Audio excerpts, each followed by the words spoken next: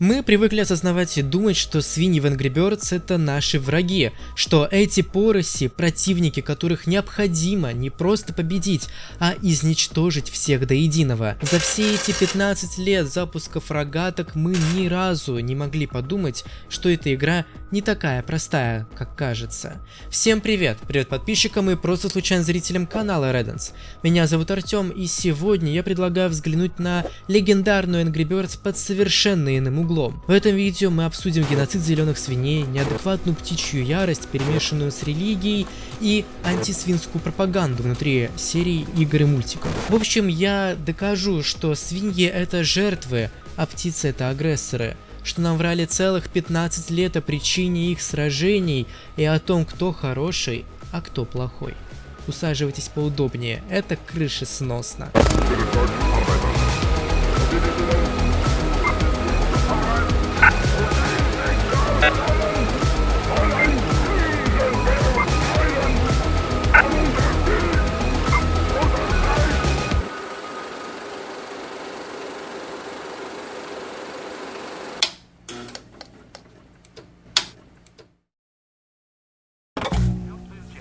Свиноводческой продукции республики производит Северо-Казахстанская область. И в этом...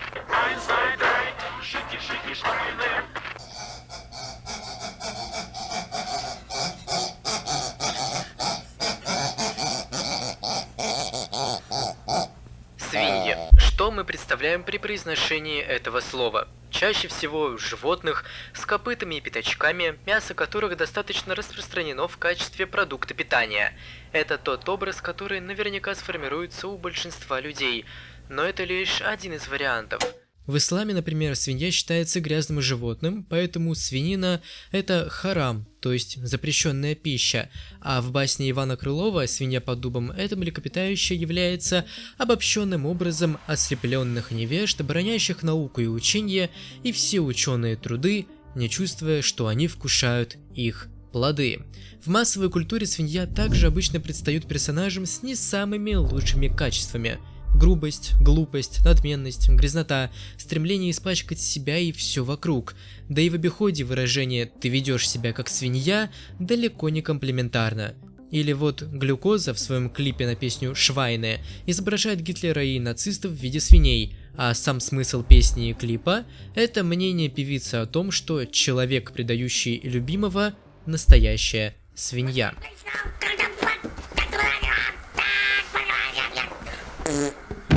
Первое, что мы должны понять, свинья в Angry Birds – это лирический образ. Он вмещает в себе весь традиционный негатив, который адресован этому животному в массах.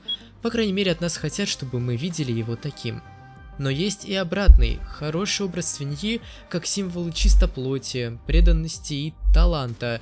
Но признайтесь честно, вам же навряд ли в первую очередь придет образ отважного пятачка из советского Винни-Пуха или певицы Розиты из Зверопоя. Образ той же плаксивой Нюши из Смешариков всплывет явно быстрее, и это играет на руку разработчикам.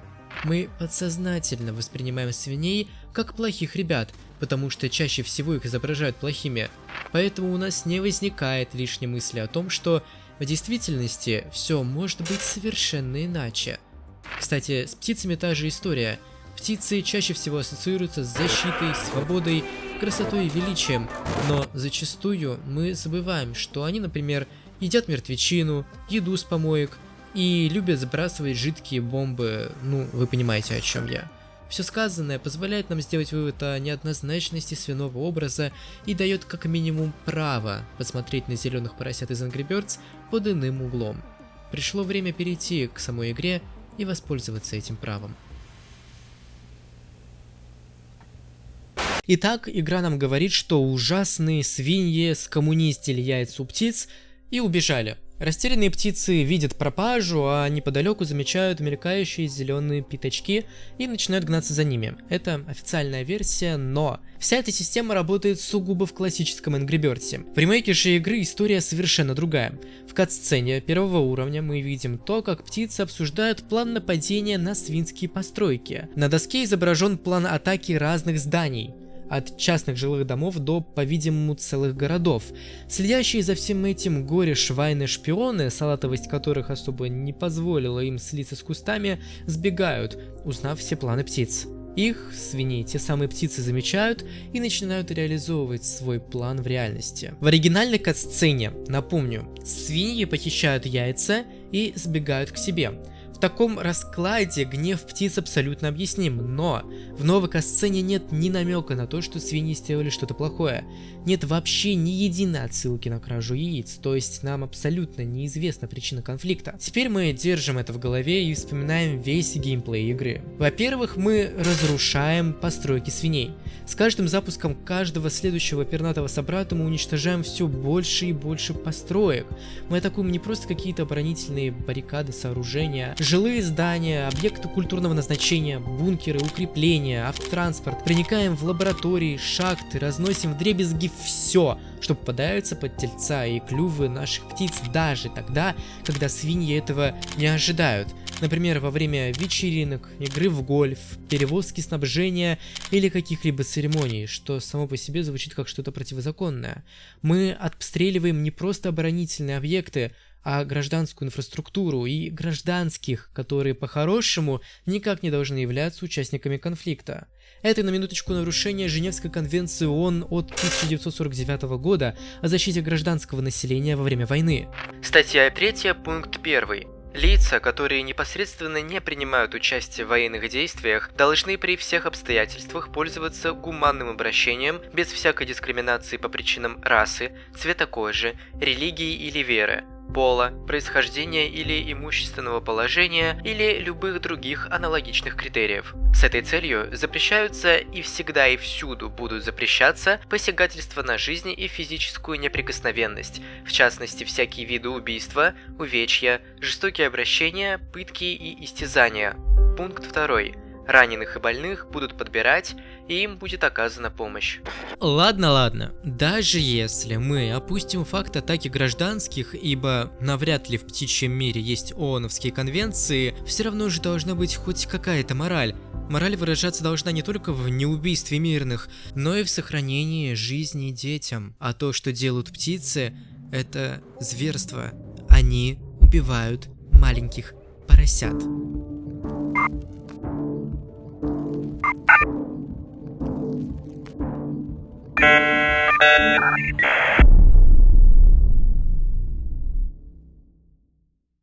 Если вы думали, что свиньи разные по размеру лишь потому, что у них разный рост, то нет, это не так.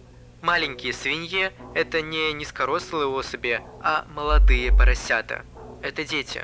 И у меня есть целых 2 обоснованных доказательства этому.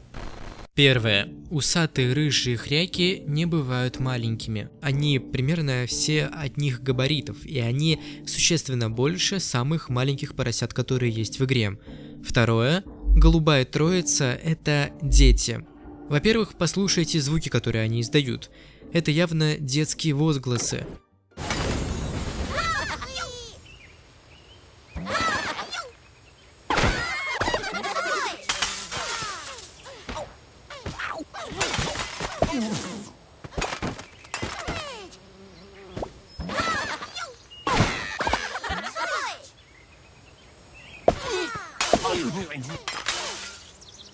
К тому же в экранизации мультика они также являются новорожденными малышами, которые вот только вылупились из яиц. В животном мире встречаются разные случаи, когда звери либо не атакуют детей в принципе, либо могут растерзать их так же, как и любую взрослую особь.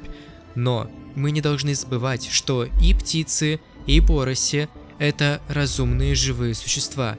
Пернатые вояки осознанно атакуют маленьких зеленых пятачков и не жалеют собственных птенчиков. И вообще им абсолютно все равно, старый или млад враг перед ними, они стремятся убить всех до единого. Если кто-то остался жив, миссия провалена. Именно поэтому, если мы на уровне не убиваем хоть одну свинью, нам приходится перепроходить все сначала, просто потому что у нас нет права на ошибку. Теперь просто задумайтесь на минуту только лишь насчет этого. Какие испытания приходится проходить детям и их родителям по нашей вине. Мы берем на себя ответственность не то что за гибель целых семей, а за психологическое и физическое травмирование сотен свинок, детей, их родителей, родственников, друзей. Представьте, каково ребенку потерять своего отца или мать прямо на своих глазах, а каково родителям в тот момент, когда они видят, как тонны стекла, дерева и камня валятся на их сына или дочь. Какое горе приносят птичьи обстрелы, сколько семей рушится, сколько жизней ломается. Если вы это представили и теперь вам надо успокоиться, можете пока подписаться на телеграм-канал Reddance, где я иногда рассказываю о новых роликах до их выхода, ну и буду делать опросы, какое видео снимать следующим. Можете и в мой личный запретграм заглянуть и оформить там подписочку, что будет для меня лично очень приятно. Ну и, наконец, загляните на Zen Reddance, который я перестал вести, но на котором есть очень много интересных статей про самые разные игры. Может, однажды я снова займусь им. Все QR-коды на экране, а ссылки в описании. Это тотальное уничтожение всех до единого, без возможности взять в плен или помиловать. Это настоящая мясорубка, а если быть точнее, то геноцид. Геноцид – это форма массового насилия, которая определяется Организацией Объединенных Наций как действие, совершаемое с намерением уничтожить полностью или частично какую-либо национальную, этническую, расовую или религиозную группу как таковую. Птицы действительно, согласно определению, пытаются изничтожить свиной род. Да, самих свиней достаточно много, и у пернатых навряд ли получится это сделать, но с учетом массового обстрела гражданских, в частности детей и стариков, это вполне себе подходит под выдержку. Вся птичья агрессия направлена исключительно на свиней. Мы не знаем, кто еще существует в их вселенной из разумных существ, ровно как и не знаем, есть ли другие виды свиней. Мы лишь точно знаем, что зеленые свиньи имеют одного короля, один цвет кожи, они не агрессируют между собой и являются обществом. Также мы знаем, что у них есть деление на военных и гражданских, но птицам на него все равно. Атакуют они всех и все подряд, лишая кого-то крыши над головой, нарушая транспортные цепочки поставок и перевозок, что заставит кого-то, например, голодать, ну и безжалостно истребляют каждую свинью вплоть до последнего пятачка. Если мы получше взглянем на уровни, причем на любой из них, то заметим, что воюем мы не за защиту своих территорий, а скорее за захват чужих. Сколько лет я не играл бы в Angry Birds, я не помню ни единой локации, построенной птицами. Ни единой локации, в которой было бы заметно особо сильное наступление хряков. То есть мы обстреливаем исключительно их территорию, а они нам вредят чем? Ничем? Судя по всему, да. То есть свиньи не просто терпят утрату своих территорий и населения, но и не проявляют какую-либо агрессию в сторону пернатых, по крайней мере они не нападают. Обороняются, но не нападают. Нет ни единого официально задокументированного случая, когда птицы теряли свои территории под натиском зеленых свиней. То есть нет вообще ни одного задокументированного случая, где свиньи уничтожали инфраструктуру птиц и их самих убивали. Это очень интересный момент, я прошу его запомнить. Скорее наоборот, гибель птиц — это дело рук самих птиц. Или крыльев, или лап, неважно. Сам факт, у них нет ничего, кроме своего собственного тела. Они как камикадзе. Они жертвуют собой ради уничтожения другого рода. У них нет абсолютно никакого оружия. Ни холодного, ни метательного, ни огнестрельного, у них нет транспорта. Все, чем они пользуются, это огромная рогатка и их собственные тела. Они целеустремленные, они стойкие и мужественные. Они готовы лишиться жизни, лишь бы внести свой вклад в войну с свиньями, невзирая на смерть и боль, как зомбированные. И это достаточно странно, потому что с таким же успехом вместо себя можно было бы запускать и снаряды такого же размера, что сэкономило бы кучу жизней. Теперь давайте рассмотрим тему с яйцами. По канону, птицы очень сильно дорожат ими и вроде бы оберегают, защищают их, как, собственно, и свиньи. Они, свиньи, ими тоже дорожат, но в ином формате, воспринимают как еду. И тут важно понять, что яйца — это не основной источник питания поросей. У свиней есть полно других вариантов, чем питаться. Мы неоднократно во время игры могли заметить ягоды и фрукты, даже выпечку в виде пончиков. То есть у свиней кулинария и фермерство вполне себе развиты. У них нет проблем с голодом, а яйца для них это действительно деликатес. Эксклюзив, что-то экстраординарное. Они невероятно ценны, но при этом таким малым количеством населения не пропитаешь. Поэтому их несут напрямую свиному королю, согласно сюжету. Сюжету, который нам показывают разработчики. Но я придерживаюсь альтернативной версии. Действительно ли птицы так сильно переживают за свои яйца? Да ни хрена! Они используют их как оружие. Они их используют как снаряды, которые надо сбрасывать на свиней. Какой нафиг смысл воевать со свиньями, если за возврат одной украденной кладки яиц в войне вы потратите в сотни раз больше яиц? Это уже не спасение со справедливостью, это чистое лицемерие. Проще реализовать более надежные условия хранения, нежели целые неродившиеся поколения угробить на боевые действия. В защиту птиц, конечно, могу тут один фактик сказать. Скорее всего, яйца это действительно либо вид оружия, либо они не сформированы до конца. Когда Матильда сбрасывает яйцо, мы видим, как оно ломается, но внутри нет ни белка, ни желтка. В этом случае птиц тогда можно оправдать, ведь по факту они просто сбрасывают неплодотворенную скорлупу. Либо есть вариант, что это искусственно созданные снаряды, которые они помещают в себя внутрь, чтобы потом их сбросить прямо изнутри себя. Боже. То есть, либо птицы изобрели новый вид оружия, адаптируясь к собственной анатомии, и свиньи украли их новую разработку, либо птицы это просто вконец лицемерные существа. Либо есть третий вариант, он более глубокий, крупномасштабный и долбанутый. Все, что мы видим во вселенной Angry Birds, это целая машина пропаганды. А если быть точнее, результат ее работы. Мультики, кружки, игры. Весь этот мерч и вся эта культура — это то, что создавали птицы. Это то, чем они промывают мозги своим сородичам. Мы видим главных национальных героев птиц. Реда, Чака, Матильду, Бомба и еще нескольких. Они фигуры культуры. Они пропаганда для остальных птиц. Они примеры, на которые должны равняться все остальные. Исключительно положительные персонажи, доблестно сражающиеся против самых главных врагов. Грязных, паскудных свиней. Хейт идет не только против армейских, а вообще против всех. И детей, и взрослых, и свиного правительства. А руководит всем этим аппаратом кто? Правильно, могучий орел. Его исключительность показывается в его смертоносности и некой таинственности образа. Он тот, кому уступают даже герои. И в наших глазах он предстает кем-то величественным. Он суперзвезда. Видя него даже выдолблена главная гора на Птичьем острове. А главное, он единственный из всех птиц, кто умеет летать самостоятельно, без рогатки, используя лишь свои крылья. Знаешь, что бесит? Ты единственная птица, способная летать. Все так и кричит, что могучий орел — это сильный лидер, отец нации, звезда своего времени. Получается, что у птиц сложилось настоящее чинопочитание, целый тоталитаризм, построенный могучим орлом. Птицы настолько одурманены мыслью убить всех врагов до единого, не жалея себя, идя в бой фактически без оружия, что это пугает. Они как фанатики, они в секте. Будто бы в секте. Они настоящие, не побоюсь этого выражения, террористы-смертники. Они настолько идеологичны или даже религиозны, орел ими воспринимается как бог или даже заменяет бога, что у них нет ничего.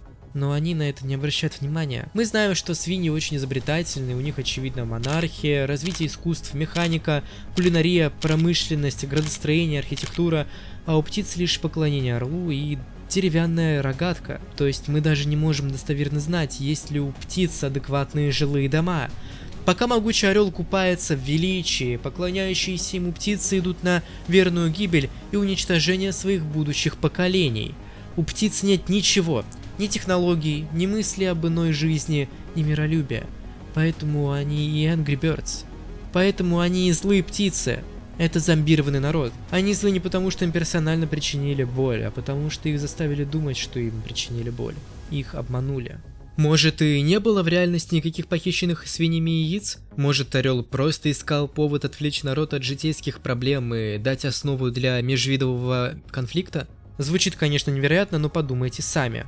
Во всей вселенной Angry Birds показывается только черное и белое. Свиньи — это поганые мрази, а птицы — отважные красавцы. Но в реальности ведь так не бывает. Единство птиц перед общим врагом похвально, но точно ли этот враг им такая опасность? Разве свиньи так сильно хотели этой войны? Хотели гибели детей и стариков, разрушения сотенных построек? Где хоть одно свидетельство, кроме пресловутых кат-сцен, что свиньи действительно сделали что-то плохое птицам? Еще обратите внимание на то, как уничижительно изображают короля. Жирный, тупой. Абсолютный контраст с величественным орлом, который настолько крут, что под его струей мочи даже купаются свиньи. Это пиздец. Это, я считаю, что такого в детской игре быть не должно. То есть это реальная кат-сцена, где могучий орел сидит на ветке, снизу под ним купаются в водоеме какие-то поросята, и на них сверху суд. Но это неадекватно. Это уже выходит за все рамки дозволенного. Это выходит за грани добра и зла. Это уже перегиб. Это прямое унижение достоинства, да еще и в таком уничижительном виде. Достоинство причем не каких-то конкретных персонажей, лиц, а всего, получается, этноса свиней. Очередная пропаганда. Какой плохой порость король и какой хороший орел.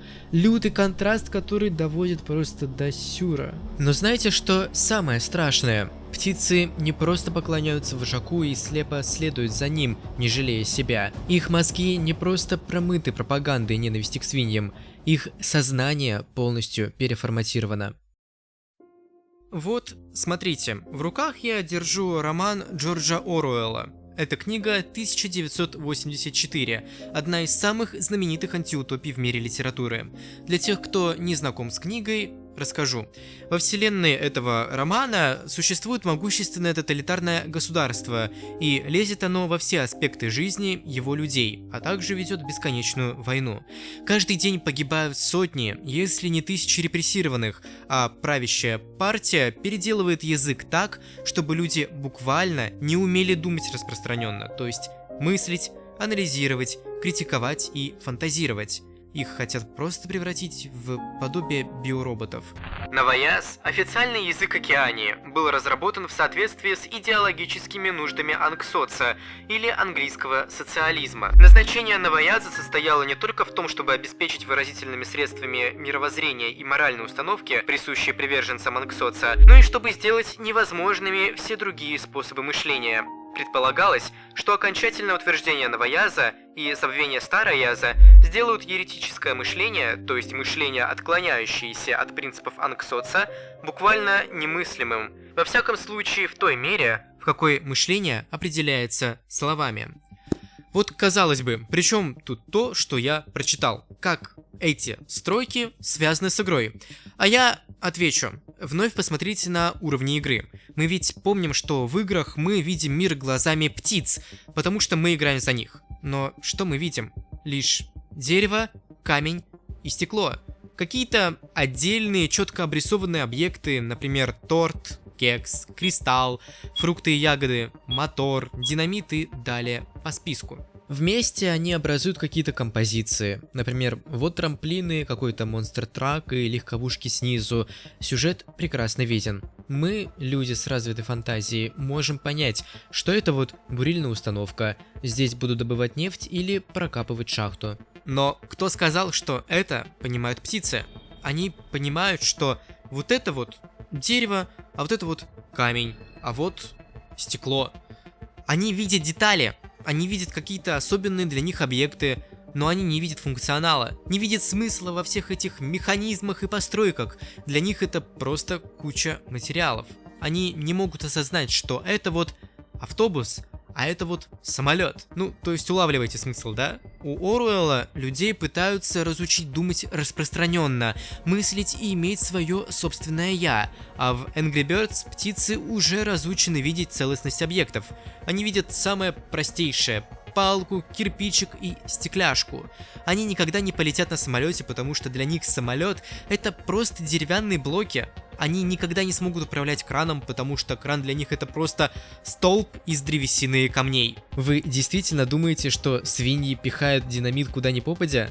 Нет. Большая часть динамита, которую мы видим в игре, это либо условный топливный бак, либо мотор.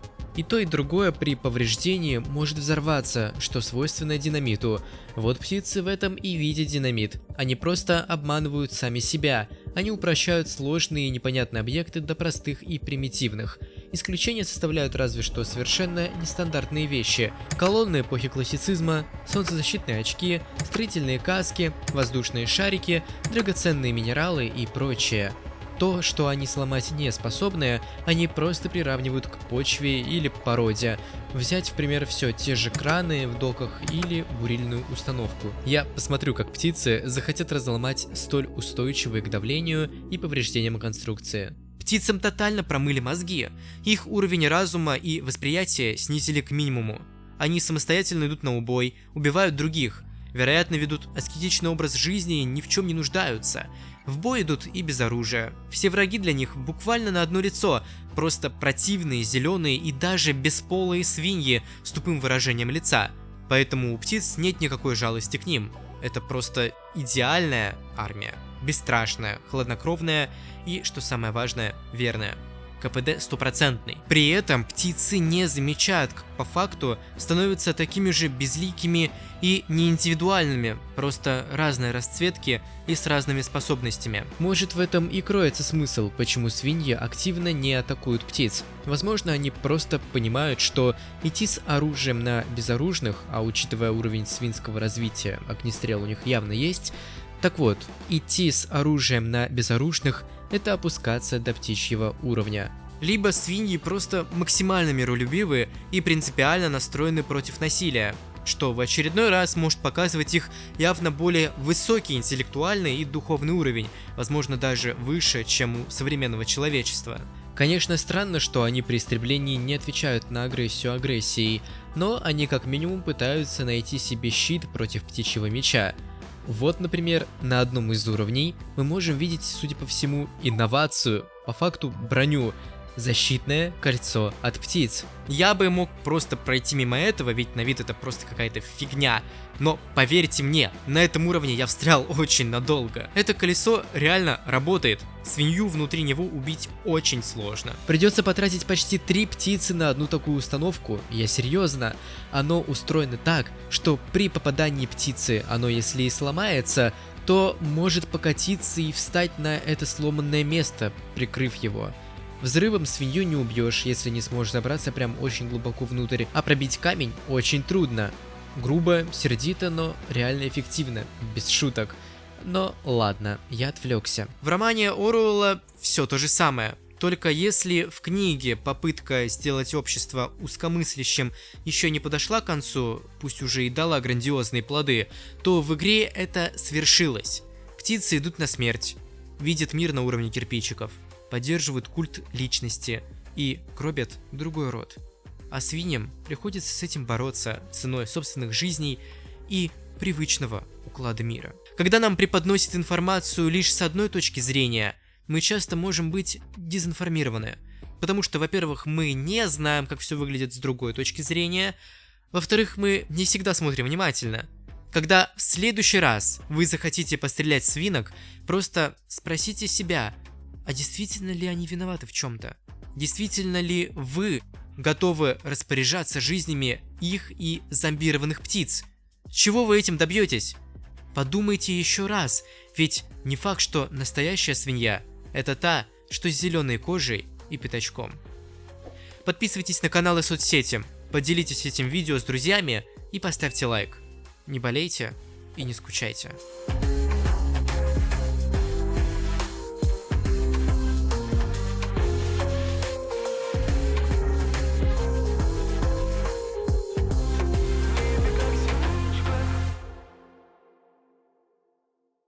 Я вот уже вижу, как какое-то количество людей может, мягко говоря, поставить под сомнение мои слова. Мол, теория твоя говно, ты все надумал на ровном месте, есть куча пруфов, опровергающих твой словесный понос, и все в таком духе. Специально для таких людей я и говорю. Я уверен, что найдется куча моментов, которые будут конфликтовать с тем, что я нес последние полчаса.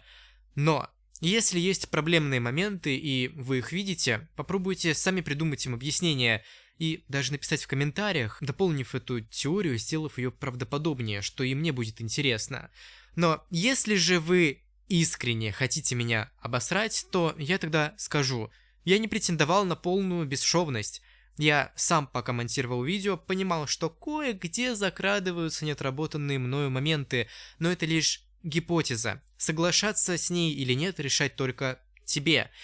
Если есть что-то, что в ролике тебе кажется нелогичным, пиши в комментарии. Я постараюсь залатать эту дыру или приму ее как данность. В любом случае, будьте добры и вежливы.